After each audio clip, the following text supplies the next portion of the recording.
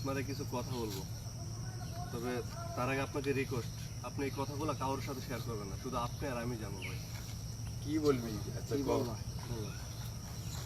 ভাই আপনি তো সবই জানেন, নীলাকে আমি ভালোবেসে বিয়ে করছি। এই পর্যন্ত তাকে আমি কিছু দিতে পারি নাই।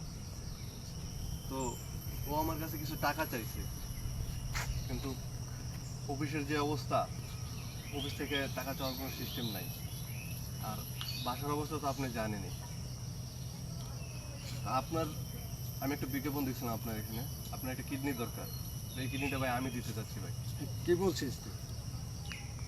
তুই মাথা চিন্তা ভাবনা করে বলছিস কিডনি দিলে যে মানুষের একটা লাইফ বাদ হয়ে যাবে?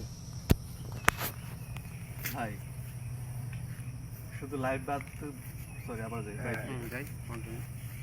ভাই আপনি লাইফ বাতের কথা বলছেন, যদি আমার এই জীবনটা নীলা চায় না, আমি এই জীবনটা দিয়ে দিব। আপনি না করবেন না ভাই, প্লিজ। আপনি আমার এই উপকারটা করেন ভাই। আচ্ছা ঠিক আছে, আমি অফিসে যাই, মেডিকেল যাই, যা কথাবার্তা বলি, পরে তুই আসিস, আমি ব্যবস্থা করতেছি। আমার অনেক বড় উপকার হবে ভাই। আমি নীলার আচ্ছা কাটি, একটু কন্টিনিউ মিলাইতে হবো তো।